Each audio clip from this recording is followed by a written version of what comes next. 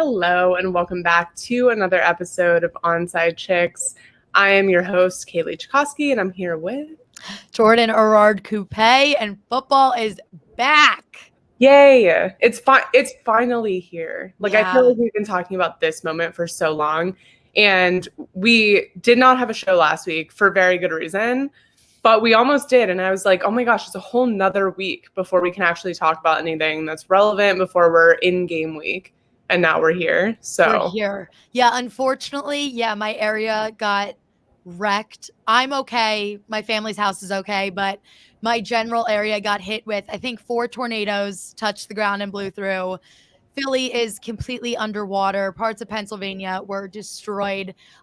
Power was on and off. It was a literal mess, and it was so scary, but everything's fine. But unfortunately, that's why we couldn't be on last week, because it all started, an hour before? Everything was fine. I knew it was supposed to rain, but rain is one thing. The storm that hit us was next level. Mm-hmm. The aftermath of Hurricane Ida. But yeah, so it was unfortunate because there was so much, but we've made it to this point. Now it's literally upon us, and the season legitimately starts tomorrow. And oh goodness, there's so much to talk about. We're going to do kind of a season preview episode. We're going to talk about tomorrow's matchup. We're going to talk about way too early, award predictions, week 1 games we're excited about, what the playoff picture looks like. Again, way too early to be talking about this, but why not? It's the NFL. And I feel like that's what everyone does the week before the NFL. It's like, why not just say a bunch of things that definitely aren't going to happen? And then the 3 people that make off the wall picks get to be right at the end of the season. Exactly. So here we are. Do we want to start with Dallas versus Tampa Bay? This is our season kickoff game, I guess. I feel like that's an appropriate place to start. And the love of my life, Ed Sheeran, is going to be performing. So I'm super excited about that. That makes it, obviously, I'm so excited for the season to be back. And this is the moment we've all been waiting for. It is super unfortunate, though, that it has to be these 2 teams that are the ones that we have to watch to kick this all off, because it's like, really?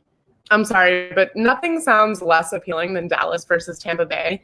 Nothing sounds less appealing.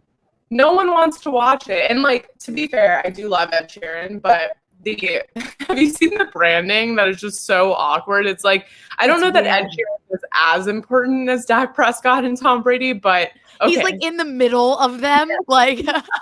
Weird flex, but okay.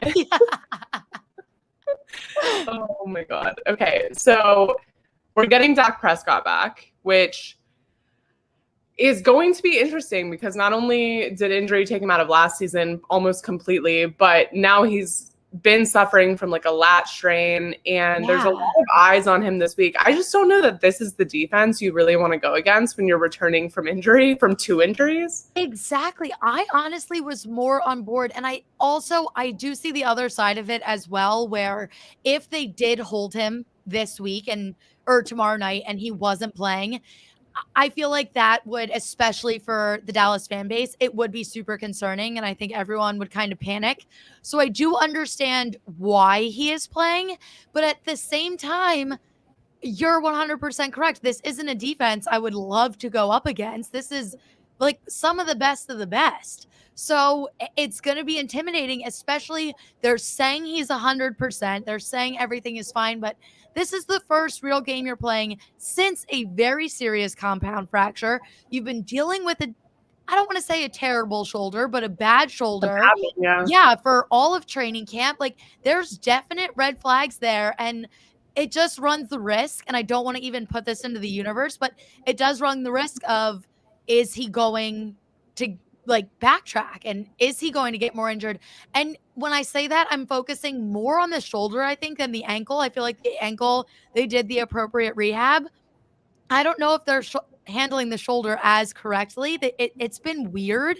So I am a little nervous for it. I mean, look, it's there was a 4-year, $160 million extension. So there's a lot on the line for this team. Yeah. And so I agree with you. I don't know that they're handling it from the perspective of what's the best for Dak Prescott's longevity and his career as a whole. I think it is more like we don't want to draw attention to something that might not be as serious. But week one, especially a non-division rival, I'm just not feeling like this is the time to push it. And when you look at Tampa Bay's defense, second in times that they brought the blitz, fifth in blitz percentage, right? They're fourth in sacks last season. So there's a lot going on this Tampa Bay defense, especially the front line, where I don't know that I want my not 100% quarterback that I've locked into for 4 years at $160 million to be put out in week one. And again, like, not saying that he's not capable, because I think he is, but you've also got Zach Martin out with a COVID-19 positive test. So now you're really weak on the right side as far as protection for Dak Prescott, and that's not good. So they've got to come out so quick and not give Tampa Bay like any level of predictability, because as soon as they misstep once, like, this Tampa defense is just going to be all over him. And I'm a little worried for him, honestly. Like, I don't know. I think it's very fair to be worried. I'm even worried. Yeah. But it's a lot. And at the end of the day, like, I think the Cowboys should just be realistic with this. It's like, even if Dak Prescott is 100% healthy, can your team come out and beat the Buccaneers? And obviously it's a new season. You don't know. And I'll give them credit where credit's due. They drafted very well. They did everything that they had to do with offseason moves, and they did everything right. And they're moving in the right direction. But it's kind of like when we saw the Buccaneers in the first, I'm going to say 4 games last season, where it just didn't fully click yet. Yeah. I feel like that's going to be the Cowboys for right now, especially where Dak's going to be finding his groove again. The defense is going to be figuring out how they fall into place. Everyone on offense, granted, their offense really didn't change that much, but still, it's getting back into that groove. Can you, if you're all 100% healthy, come out week one and beat the Buccaneers? I genuinely don't think so. And that isn't even me being a Cowboys hater. This is the literal best team, a super team. Maybe not the best. I feel like that. We'll talk about this. Yeah. On paper, after last season, they're the champions. So are you really going to go out there and risk it all for a game that you don't even have a great chance of winning no matter what? It just seems a little weird, but I think their main thing is they don't want to draw any concern that really doesn't have to be there. So at the end of the day, it does make sense, but I also don't think it would hurt them to play it safe and let Dak rest this one out. Well, it's a game that you probably won't win, and a game you don't have to win, right? Exactly. Because when you're looking at your division, you've just got all the chances in the world. And I mean, to be fair, you're right. They made really good offseason moves. They put a lot of emphasis on their defense. They brought in Dan Quinn. They drafted 6 straight defensive selections in the draft. They did all the things, right? Micah Parsons is a guy who looks the part. We saw it in preseason. Yeah. I'm really excited to watch him. And they didn't do a bad job, right? Like, they finished 23rd in defense, but they were like 7th in the league for takeaways, which is a really good statistic for them coming into this season. But points on the board, right? Like, they just allowed all these points every single week, and that's not how you're going to put wins on the board, especially when you didn't have Dak Prescott. So I don't know. I don't know if it's biased, but I'm just like not that high on Tampa. And I hate to say it. Like, I think in their division, sure. Like, I can't imagine anyone in their division coming in and taking that title away from them. No one's ready for that. No. But overall, as part of the playoff picture, potential Super Bowl contender, I'm just not that high on them. I think Dallas can come in with their defensive improvements, with their offense getting somewhere more than they were last year. I think they can come in and surprise people. Like, I think it'll be a good game. But you're right. Like, they're not going to win this game. So I don't know what the point is. But I think it is a good, like, vote of confidence for the players, for the fans, for everyone involved. So I'm not mad at it, but yeah, I still have the Bucs winning. Yeah, I do too. This is really a tough matchup for me, because in every other scenario, when these teams are playing anybody else, I would root against them. Yeah. Like, hands down, Yeah. I never root for the Cowboys. Right. The Buccaneers, it's not that same. No team will ever be on the same level of like rivalry that I have with the Cowboys. But I had that one year where I enjoyed Tom Brady. I liked seeing him somewhere new. But the fact that he went and won a Super Bowl, I'm like, all right, you're back to I'm being over it. yeah, you're back to being you. I Yeah. don't want to see this again. So I'm not going to be rooting for the Buccaneers a lot this season. Not that like I will wish a downfall upon them, but like just don't go back to the Super Bowl. I'm ready. Like we get it, Tom Brady. You're so Okay. great in every way. Like we get it. Like I could not agree with you more. I'm so tired. of it. And imagine that times 100 because I live here. Yeah, So no, like, I can't even. I can't do it. They're some of the worst fans on the planet. And I used to think that about Eagles fans, no offense, but No, it's fine. the Tampa fans have taken the cake on that. They are just so obnoxious. But it is without question that I do not want to see them back in the Super Bowl. Now let's get back to like non-bias. Let's prediction wise, are they going to repeat as Super Bowl champions this season? I don't think it's out of the question. Okay. I honestly, if anyone is going to make it happen, it's going to be Tom Brady. I do think they found their groove. I just can't see it happening. I'd give them more that they'd make it back to the Super Bowl and like play in the game. I think the chances of them winning it 2 years in a row is slim to none. I say the chances of them getting back to the Super Bowl are slim, but like if it happened, I wouldn't be like, wow, like it wouldn't shock me. It's just so hard to do. And like we watched the Chiefs get there, but the Buccaneers, it just felt like everything fell into place for that one season. And it feels way too good to be true for them to not fire a single person on their coaching staff, to bring all 22 starters back. Like for that to happen, and then for them, if they just waltz their way back in and win it again, like that is a fairy tale. That's not real life. It doesn't happen. Like this is any given Sunday. You never know what's going to happen. So I'm going to say no, they don't win it. Like I said, maybe they go back. I wouldn't be shocked if they go back, but they're not going to do it. Tom Brady, it ends now. Right. I'm done. I would 100% agree with that. And I think the logic is the same, right? Like there's nothing on paper that says they shouldn't go back and win the Super Bowl.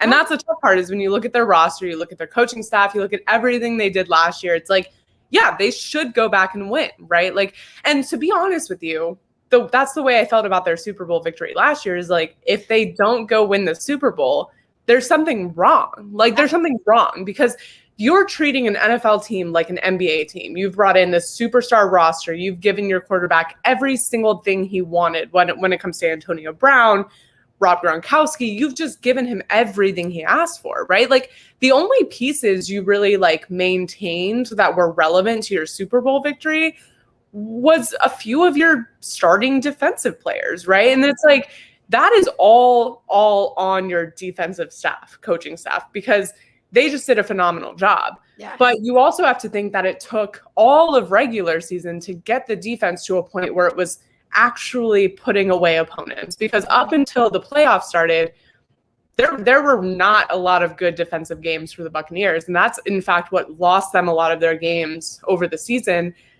And if it wasn't for that, like they're not getting past Washington. And we've talked about this a few times, but like that playoff scenario and that Super Bowl could have looked so different if their defense didn't really step up at the right time, because for most of the regular season, it was just their offense and people were just having a tough time shutting down their offense, but it wasn't impossible. Like we saw it be done and their defense just swapped out and stepped up right at the right moment. And so I cannot see, after everything falling into place, after having a COVID season with like no training camp where no one got hurt and you were able to maintain the same starting lineup all freaking season pretty much, like give or take a few games, but for the most part, you were able to maintain your starters, your 100% healthy starters all season in an NFL season with a COVID protocol every single week where so many other teams were affected week in and week out. And then you were able to put it all together and then have your offense click at the right time and then have your defense click at the right time and then have everything possible go wrong for the Chiefs heading into the Super Bowl. It's like, when is that going to happen again? It's not going to happen again. All of the chips fell in the exact way that they needed them to fall. And like you already brought it up, they barely got past Washington. And if it wasn't for the Packers coaching's horrible calls in the NFC Championship, at that point, you barely made it past Washington. When you make it to the NFC Championship, you're basically a call away from losing that game as well. If the Packers handled that, and I don't want to say the Packers as a whole because I think Aaron Rodgers knew what he wanted to do and what he had to do. The coaching just Matt calling you out. I wasn't gonna like totally single him out, but it was him. Right. Like it was literally him. He blew it for them. Yeah. So, and it's so. It's not real. Like we live in a simulation where the world just revolves around Tom Brady. It's wild. Yeah. It's wild. His world, and we are just living in it. It's crazy because I don't want to get into NFL conspiracy theories, but when you think about everything that we saw for the first 20 years of his career, and then everything we saw last year, right? Like, I'm sorry, but the NFL is a business. Let's just get that out of the way. Like they need to make money. And so what's better for your business than putting Tom Brady in a brand new team that has otherwise been kind of trash and then having him win a Super Bowl? And I'm not saying that like we're out here rigging the Super Bowl because I don't think that's the case, but I think we've just seen so many instances over the past 21 years of like things work out in his favor sometimes just because like that's how they worked out, and sometimes because they get a little help. And I don't know if I'm just still salty about the AFC Championship back in the day when the Jags could have went to the Super Bowl and probably, done decently against the Eagles. But you know what? It is what it is. But it's Tom Brady's world. And it's crazy because I think there's so many teams that are on the come up this year, right? And I think it is going to be a lot harder to sell that story when you've got these teams like coming into their prime. Like I feel so strongly about the Bills. I feel so strongly about the Dolphins making a come up this year. I feel so strongly about the Browns and what they're going to be able to do. So it's like there's all these teams where I think like they were missing one or two things or just wasn't their time yet. And now it's like they're in their prime. Yeah. And what's going to happen when like Tom Brady's not the star of the show? And you look at this week 1 matchup and it's like, is he even the star of tomorrow night? Like, I don't think so. No. Like Dak Prescott is. Yeah. I was going to say everyone and their mother is going to have their eye on Dak Prescott because this is the first time we've seen him since everything. There's been so many headlines this offseason from the injury, the ankle, the shoulder, and then him finally getting his deal. Like there's been so much that's gone on. So that's where our focus is going to be. But there are a lot of other really this weekend. If you're in a suicide pool, I feel genuinely sorry for you because I don't know how you get past week 1. No. Like, all of these games are a coin toss, basically. Like what stands out to you? Like, what's the one game you're like eyes locked on? Not the Eagles game. Not obviously. I'm gonna be watching that. I honestly think it's either I have 3. I have 3 that I'm really excited about that I can't choose between. Okay. Washington Chargers. Okay. Just because that offense against that defense, I'm very intrigued. Mm-hmm. Also Steelers Bills. Okay, that was mine. Yeah. Yes. I love just because the Steelers last season, we saw them start off 11-0 and then they literally hit a brick wall, no pun intended, and could not make anything happen with the second half of that season. Not even like the back quarter of it. Mm-hmm. And everyone was saying it's when they play real teams. It's when they play real teams. Now they've worked on their running game. They got Big Ben back. I really want to see the Bills. We know are going to be great. Like there's no question about that. So I want to see how the Steelers step up against a genuine, I'm already going to call the Bills a Super Bowl contender. Like, I don't even think that's an exaggeration. I want to see if their defense looks the same. I just want to get their vibe. I am also super excited for Packers Saints just because Aaron Rodgers coming back after all of the drama and the Saints first season without Drew Brees, and I'm not expecting much from them. And we've talked about how they're basically down to skin and bones. Jameis Winston's going to be their QB, but it's the Saints are in a weird position, but the Packers also had a lot of drama. So those are the games that I'm definitely the most excited about. Steelers Bills is the one that immediately I was like, I'm watching that, right? Like, it doesn't matter.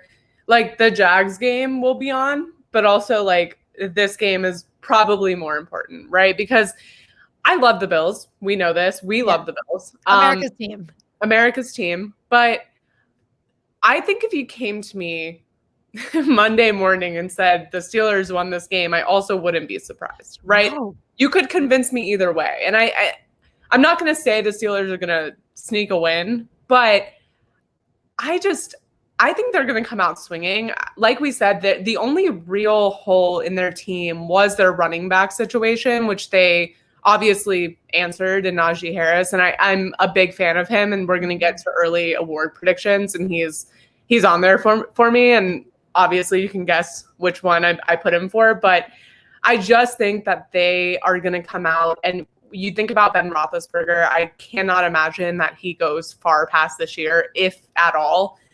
And so on a farewell tour of Ben Roethlisberger, coming off of what could have been a really phenomenal season, like, they had the answers. They just were missing a couple things. And so I think this is the time that they put it all together. I think Juju Smith-Schuster, while he's like a punchline of so many jokes, I just think it's time for him to step up. I think he's going to be able to step up. He's heading into free agency again next year. And I think that's one of those things where when you're put on the line like that, you really have to make an impact.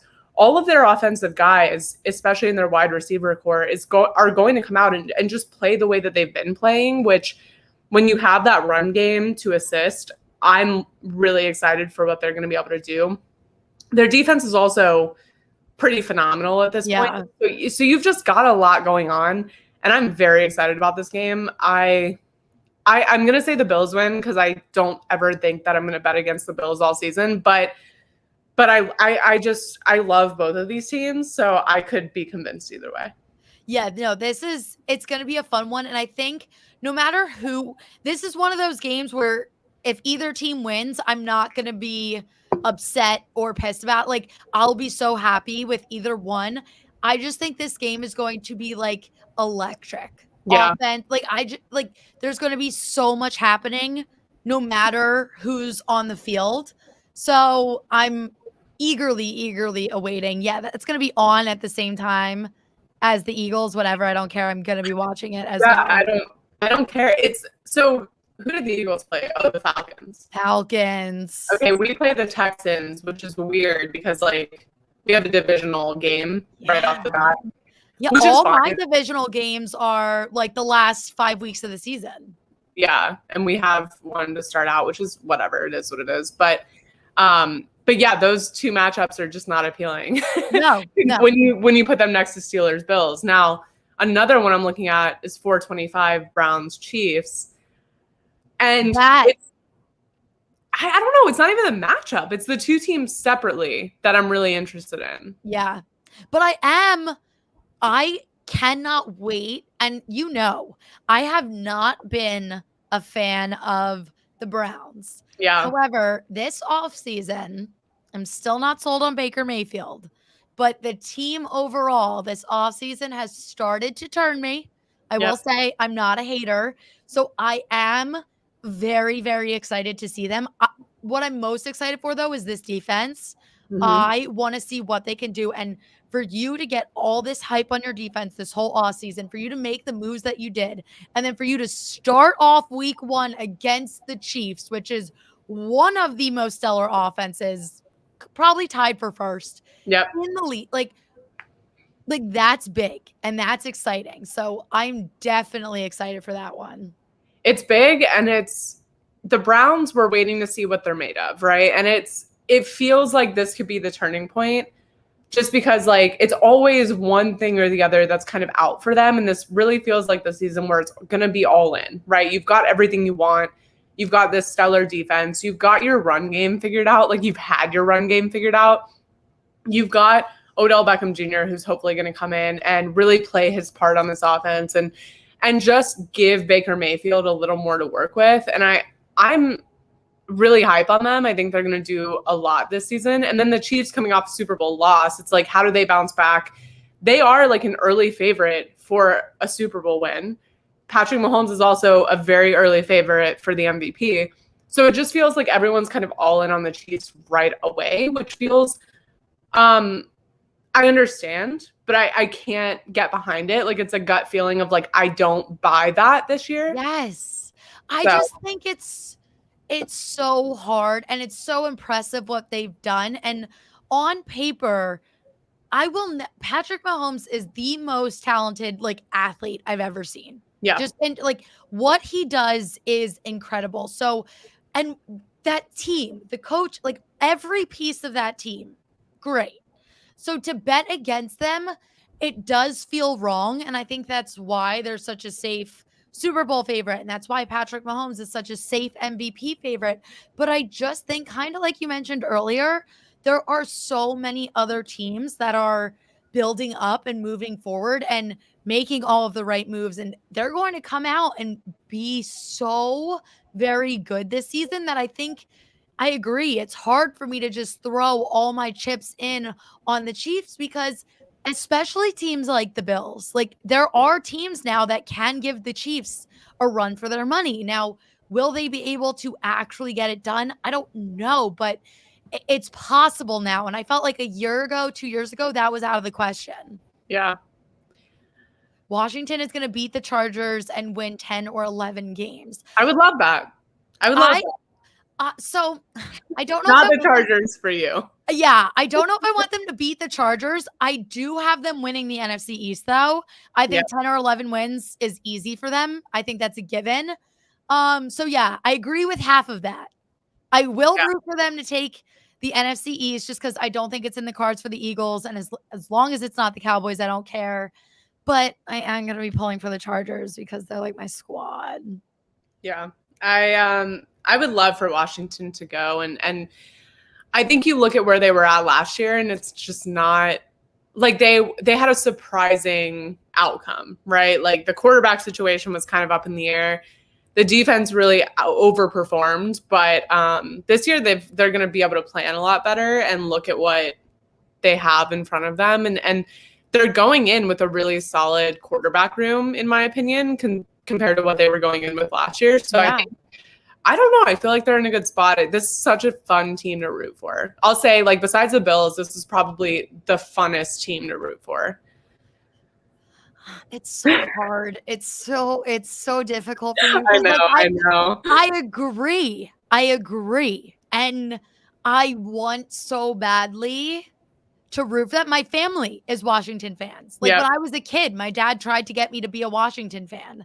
So like I do have this like love and respect for them. And like I'm always gonna like have this part of me that wants them to do well, but I just don't want them to do that well because it's just it stinks. Like they're rivals. It's weird. It's the weirdest feeling. Not being an Eagles fan, I love Washington and I think they're great and I love everything about them. Being an Eagles fan, I really can't admit that. Yeah, no, I feel you. Do you want to talk? You want to talk awards, early award prediction? Let's go into some awards. Let's start MVP. Okay. The big one? Yeah, let's go for it. You go first. I want to hear this. I'm going to go with Josh Allen. All right, hold on. Let me think because I was going to go Josh Allen too. You know what? I'm going to say Lamar Jackson comes back out of the woodworks this season. This is a hot take. This is a hot take. This is just so my gut feeling, honestly, is Josh Allen is going to win it this season. Let me make that very clear.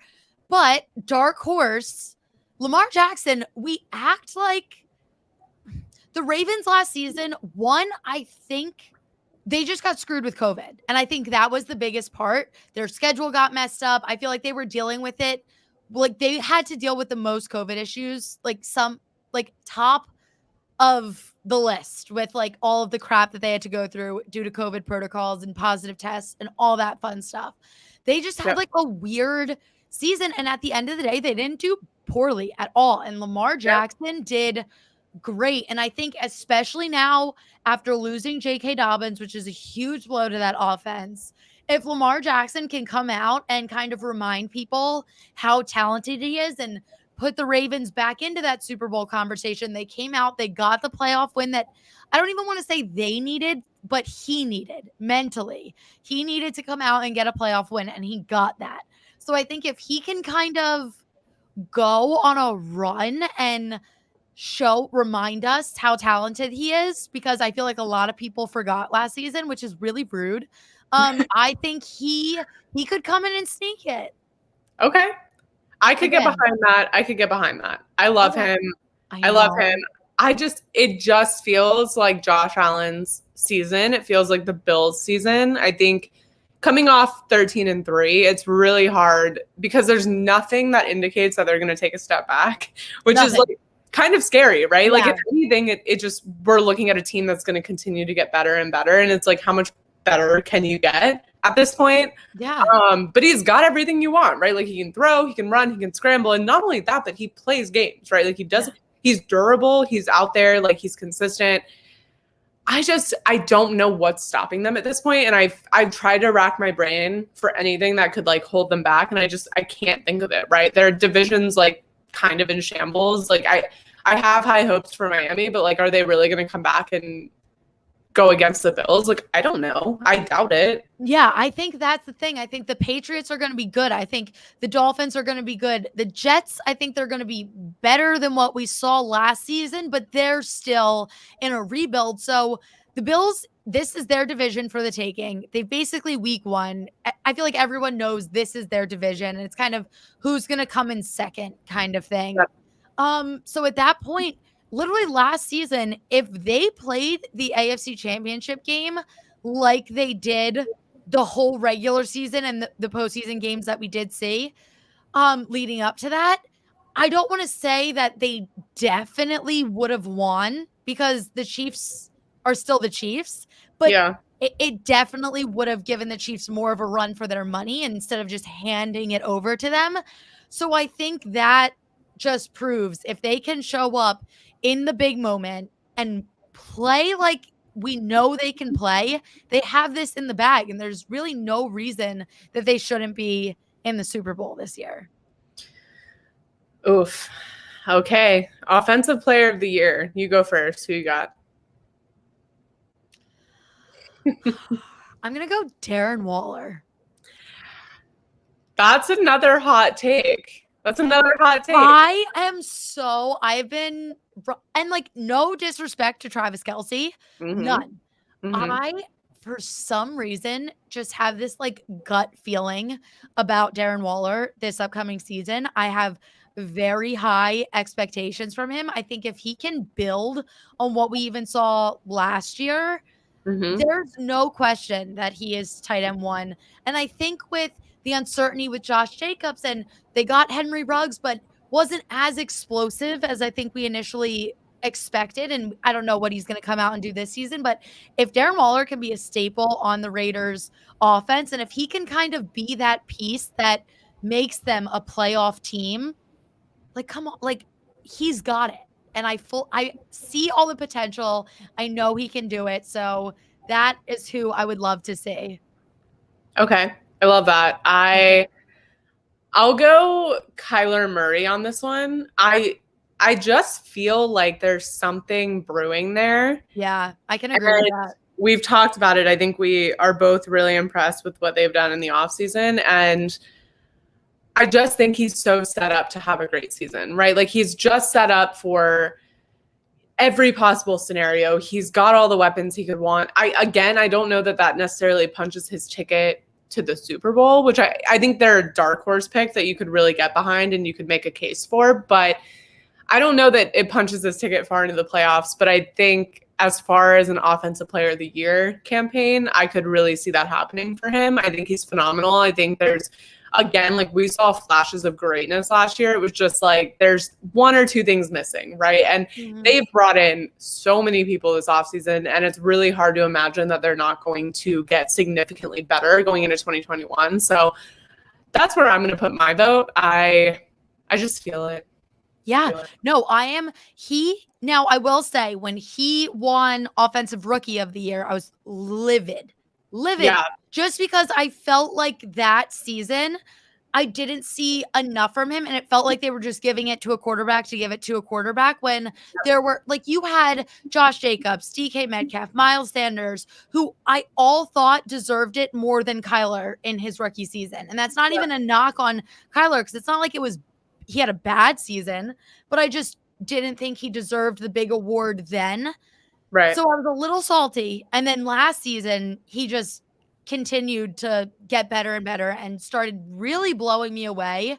So I think to see that improvement already, plus with the improvements the team as a whole is making, he's just going to keep getting better and better. So that would not shock me in the slightest. And it really pisses me off that people are so, like, no one's buying into the Cardinals. And I'm sitting here and I'm like, why? What about this team are you not convinced about? Because we saw they were inches away from the playoffs last season. And with all of the moves that they made in this offseason, I can't see them not making it. And I was watching Good Morning Football, and they were doing their playoff predictions and all this kind of stuff. Not one of them had the Cardinals in the playoffs. Not one. Not even, like, no wild card, nothing. And I was like, how is nobody... Like, I just get so excited for them this season, and I'm really hoping they prove both of us right. I know we're both on this train, and we're both rooting for them. So, yeah, Kyler Murray is Offensive Player of the Year. I would love to see it. All right. Defensive Player of the Year. We'll start with a comment to see if this is either of our pick for this. Sean says Chase Young or Aaron Darnold. I was going to say Chase Young. Okay. But I think that's a very safe bet. I mean, Aaron Donald, you can't get better than Aaron Donald. You can. Realistically, he could win it every year, and no one would blink an eye because it just makes that much sense. Chase Young, even in his second year, when Washington initially drafted him, smart move, brilliant, because you know how talented he's a generational player. But I wasn't expecting him to make the impact that he did that early. Right. And I think for you to be able, like, him alone as a rookie kind of motivated that defense and started turning them in to what they are, which is, you just don't see things like that every day. So now going into his second season, when your team gets better and better, I'm just so excited for him. And I think he's found his groove. He didn't even play like a rookie last season. Like, he played like a veteran. So I think going into this year, he's just going to be absolutely remarkable. I also love him because he came in not only as a really great player, but as a huge leader on this team. I think there was a void there for a while because of the situation just internally in the organization, just the youth of the team itself, and then the quarterback situation kind of being up in the air. But I really love that he has taken over that role, not only for the defense, but for the team as a whole. And I mean, you watched him at the end of preseason games that really don't matter. And he's like out there cheering on, like watching every single snap, like waiting until the end of the game. Like, he's just involved. And I really appreciate that. And you can tell that he loves the game. And I think that, didn't he win Defensive Rookie of the Year last year? Yeah, I believe so. So that's the only thing that kind of steers me away from him for this. Not that it can't be done, obviously, but that would be so incredible. It would be so incredible that I feel like it just probably won't happen.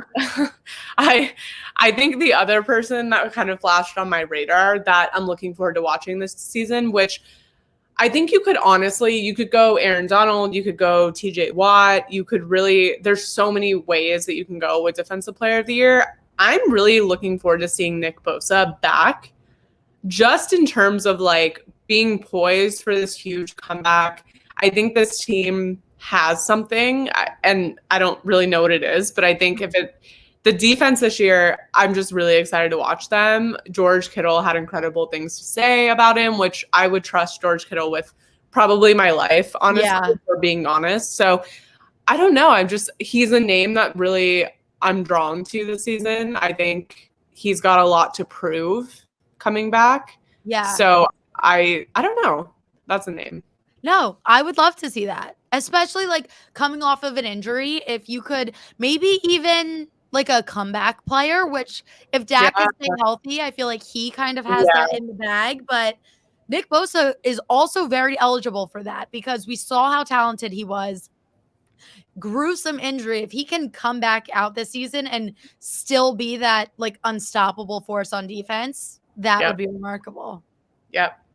Who do you have for offensive rookie of the year? All right. It's so tough because this year was so quarterback heavy. And I feel like that they love to give these awards to the quarterbacks. I just can't go I don't know why. I'm going Kyle Pitts. I don't even care.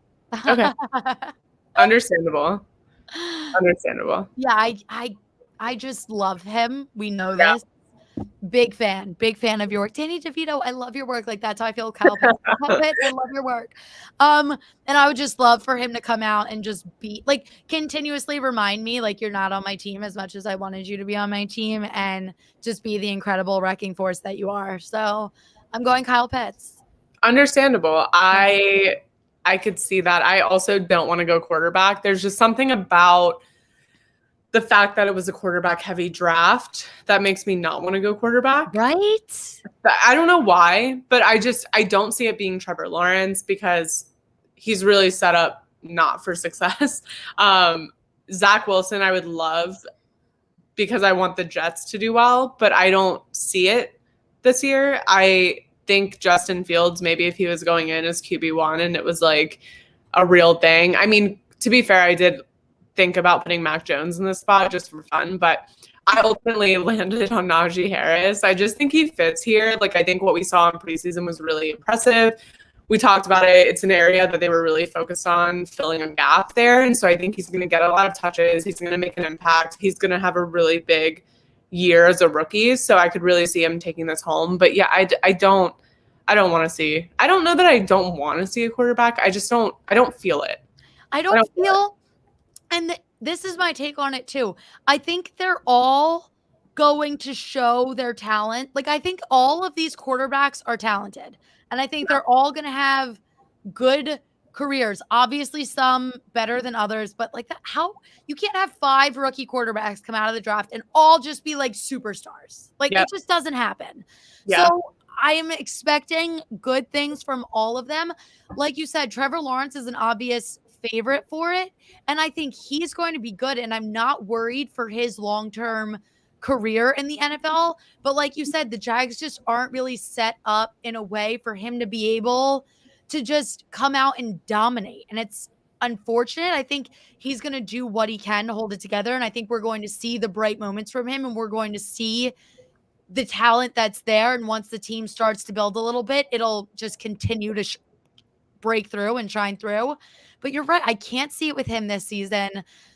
Trey Lance and Justin Fields, I think we're going to see both of them at some point. You just don't know when. Zach Wilson, it's kind of very similar to Trevor Lawrence. I don't know if the Jets are going to be able to really do enough to highlight him enough to where he's earned it. I hate to say it. If any quarterback, I really can't believe I'm saying this. If any of the rookie quarterbacks are going to win Offensive Rookie of the Year, it's going to be Mac Jones. I love to see it. I know you do. It's weird for me. It's tough for me. I've been on the train since the draft, right? I was like, he's a Patriots quarterback. He ends up in New England. And then now it's just it's a wild development. It's really crazy. And like you knew, like you just you were like, he is going to New England. And I was like, okay. And then he did. And I was like, oh, okay. Like we're and then I'm like, Mac Jones won't even play this season. Then they cut Cam Newton before. I'm like, I need to get on this Mac Jones train because clearly I'm missing something. Everyone else is seeing something that I am not seeing. It didn't make sense, but I was like, if any rookie quarterback, but you take out Trevor Lawrence, you take out Zach Wilson, but if any rookie quarterback that's not currently a QB1 is going to play, it's going to be Mac Jones. And I didn't expect it to go down like that, but I expected it to happen. But yeah, I'm not feeling quarterbacks this season. I just think that the ones that are going to excel long term just need time to adjust. And I think that's fair. I think there's rookies in other positions that are just going to get up to speed faster. I feel the same way with defensive rookie of the year. I went Micah Parsons, which easiest choice, I think, because when you look at preseason, I felt like if you didn't tell me he was a rookie, I would have no way of knowing. Yeah. Right? He just is up to speed. He's clearly head above even veterans on the field. I can't imagine. And the thing is like there's some other guys that maybe would have been there for me, but what we saw in preseason just wasn't great from them. So I think it pushed me even more toward Micah Parsons. But who do you got for defensive rookie of the year?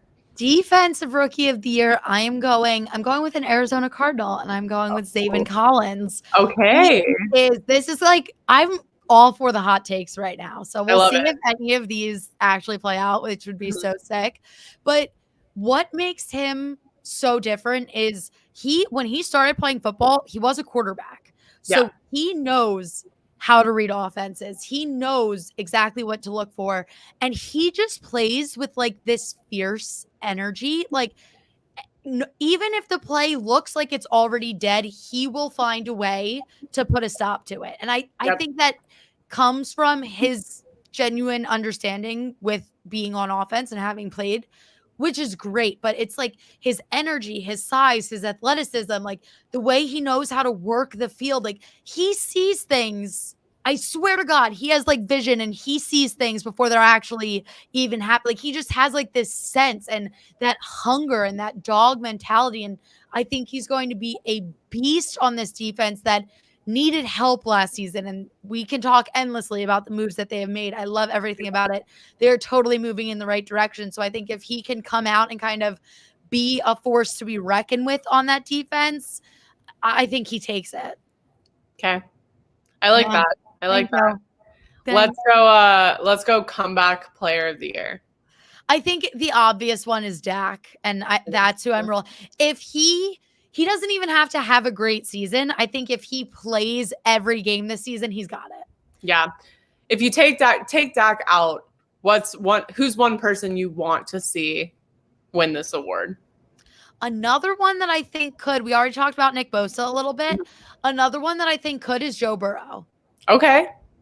And I don't know if that's necessarily fair just because he got hurt in his rookie season. Yeah. So like, I don't know necessarily what he can come back from because we don't have as big of a sample size, but what we saw from him, we know how talented he is and how talented he is going to be. So I think if he still deserves it, if he can come out this season and show us the Joe Burrow that we saw before the injury, I think he is another person that is very eligible to take this home.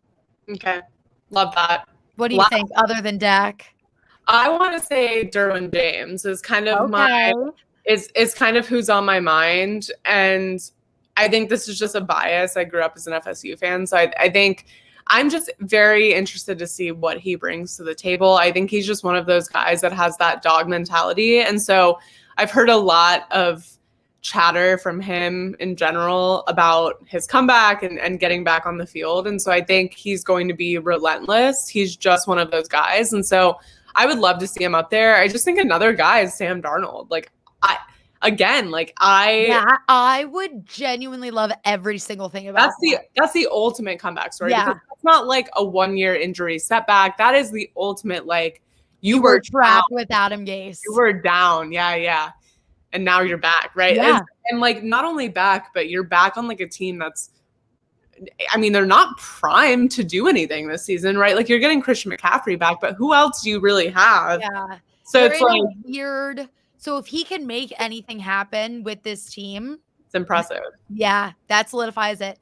It's impressive. I'm like, imagine Panthers make the playoffs. Can you imagine the Panthers beat the Buccaneers twice, make the playoffs? Please. I would die. If there are football gods, please. Please, I would pay money. Like, Yeah. I will pull a Tom Brady on Tom Brady. It's like, what refs Yeah, do we'll I have be to out call there. up? Yeah, to make sure the Panthers win both of these games this season. Yep. Oh, I'm here for it. No, I'm so excited. Last award, and this could go so many ways because I thought a lot about this. Coach of the Year. There's so many names. I can't even get into it. Like, I don't even know where I would go with this. There's so many. There's so many. Kevin Stefanski is kind of top of mind for me. I also think if Kyle Shanahan can pull something together, he almost probably has it in the bag, if I have to be honest. I think the 49ers can make a comeback and look like the Super Bowl 49ers we saw 2 years ago, or 2 seasons ago. Yeah, I think he's got it. Another one, Sean McVay. Okay. He could easily, especially if the Rams make a Super Bowl run with Matt Stafford in their first year, and if they can just work something beautiful on that offense, even like the defense is going to be beautiful. If Sean McVay can just do what Sean McVay does and bring the best out of Matthew Stafford, done. Yeah. I'm trying to think of who else. I would love Kevin Stefanski. Matt LaFleur, I don't want him to get it this season. I'm a little pissed at him. No, We're not on the best of terms. No. I'm holding a grudge. That's a no. He needs a couple. It's going to take a couple of years. I will never get over that field goal. I don't know if I'll be able to come back. No. I don't know if I'll be able to come back from it. Did you see Aaron Rodgers' Instagram story the other day with like his arm around him where he was like, best buds? Like, I was like, you're being petty and I like it. Aaron Rodgers is a troll. Yeah. We've known this, but I think we're seeing it on full display this season. Oh, yeah. And I love it. I was talking on another podcast that I went on. My friend Julian, I was on Trendifier, his show. Make sure to go check it out because he's fantastic. But I literally was like, Aaron Rodgers is a master manipulator. Yeah. Like, this is what he does. And he's so freaky, scary good at it. Like, it's insane. Yeah, he's great. I don't even have a coach of the year prediction. I just think there's so many, and I wouldn't be surprised if like a handful of guys got it. Like, honestly, there's so many ways we can go with dish it out this season. Yep. Coaches of the year. Yeah. All right. Do we like an AFC and an NFC? I was thinking that too, because when you think about, it's just such a different approach when coaching in both the AFC and the like you're not thinking about the game the same way. Like, I know you have like non-divisional, non-conference games, but at the end of the day, it's like, I don't know. Like, I don't know. That honestly, we might be onto something here. We might be. I feel like we should be the ones that change it because that makes more sense. Yeah. All right. Do it like MLB. Who do we have to call? I don't know. All right, let's do the big kahuna. Yeah. Top teams in the AFC and the NFC and a early playoff picture. Yeah. This. Okay. You want to start with the AFC? Let's talk through that. Yeah, let's start with the AFC. What division do you want to start with? Let's do the AFC East. Bills take that division. They're going to the playoffs. Right. Let's start with the ones let's get the ones that are no question out of the way. I think the Bills obviously taking the AFC East. All right. Yeah. I think let's AFC South, Titans. Like, if the Titans don't win this division, what are they doing? Kind of thing. Exactly. And also West, the Chiefs. Right. So that leaves the North. And the AFC North, last season, I went on and on about how the NFC West was the toughest division in football. I now officially think they're tied, AFC North and NFC West, because, like, holy crap. Yeah. Personally, I'm going to say Ravens. Okay. Take the AFC North. Okay. And they'll definitely move on to the playoffs. I'm going to agree with that. Okay. I that's my gut, right? Yeah. Like that is my gut, but I also think that we're going to see more than one team from this division come out. So I think we're going to look at a Browns-Ravens. I love the Steelers, and I think all of those teams are going to be double-digit wins and are going to have good seasons.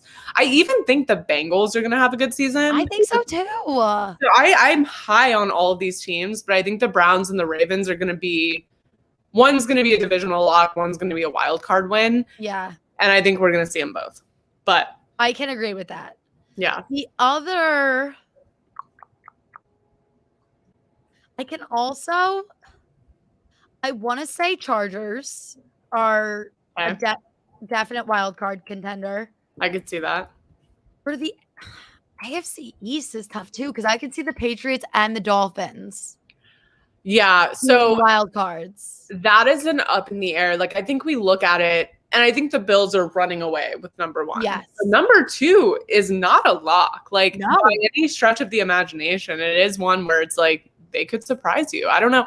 And again, like we said, we're not that high on the Chiefs this year. Like, the predictions are putting them at like 14, 15 wins, and I'm just not seeing it, right? And so the Chargers could really surprise us. Especially, we saw the Raiders get the Chiefs' upper hand. The Raiders were the Chiefs' only loss. Right, and that wasn't even a good team. No, they were like decent at best last season. Like they always start off super strong, and then they just kind of like dwindle. Yep. So like if the Chargers can figure out what the Raiders did and the Raiders almost beat them a second time. And the Chiefs ended up coming out on top, but like it was really close. So if the Chargers can figure out how to get the Chiefs upper hand, if they beat them twice and the Chargers are on that same level with win, they are giving the Chiefs a run for their money. And 100%. They are up there to take this division, which I would so not be mad about. Like in the slightest. I think I would be a little I'm not mad about it. No. Look, I also like if we're going to everything changes in my mind if the Bucs go to the Super Bowl.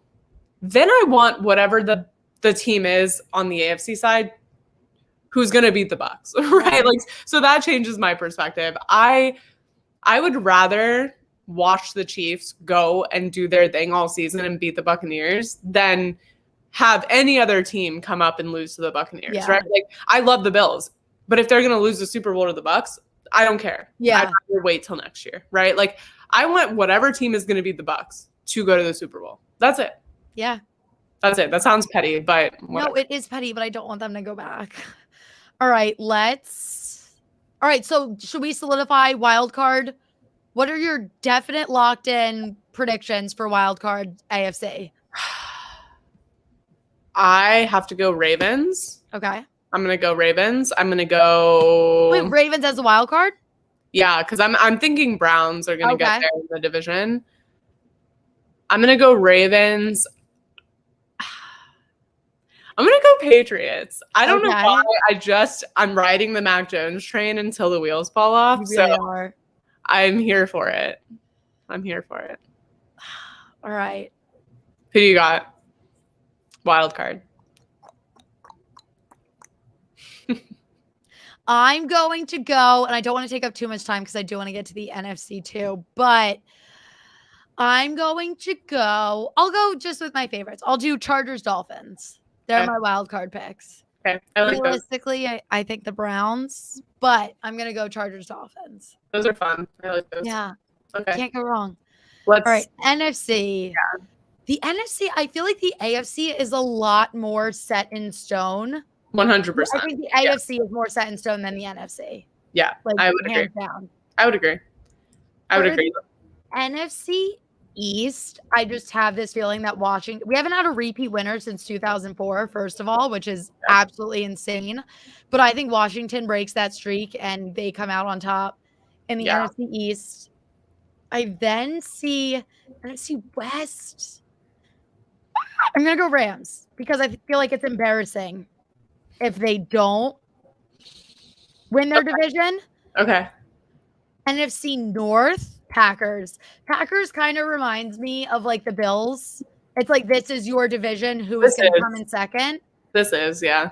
Yeah. And then NFC South, Buccaneers. Okay. That's I'm gonna go. I also agree, Washington. In the East. The North, I agree. It's like not much discussion. I think the Vikings should be in a better spot at this point, but they're not. Yeah. The Buccaneers have to take the South, and then the West. The West is like the one toss up, right? Because I think like when you're thinking about win totals for these teams, I can't imagine anyone being below double digits. No. But you never know. All of these teams in that division are playoff teams. Every single one. Correct. They're going to be separated by a handful of games, a couple games, maybe one. And then it's going to be like, it's one of those like really unfair divisions where it's like they should all be there. But last they can't be. So I'm going to go 49ers there, but I think this is a wild card division where we're going to see the Rams come in. I think the Cardinals are going to do very well. I think the Rams are just a little bit better. Like they're a little farther. They're a little better. Yeah. So what are your wild card teams for the NFC? Obviously the Eagles. I'm kidding. I don't think we can do it. That'd be great. I'm gonna go Cardinals. Okay. I'm going to. I have to. I'm just gonna have this blind faith, and I fully believe in them. Yep. You know what? Maybe I will go Eagles.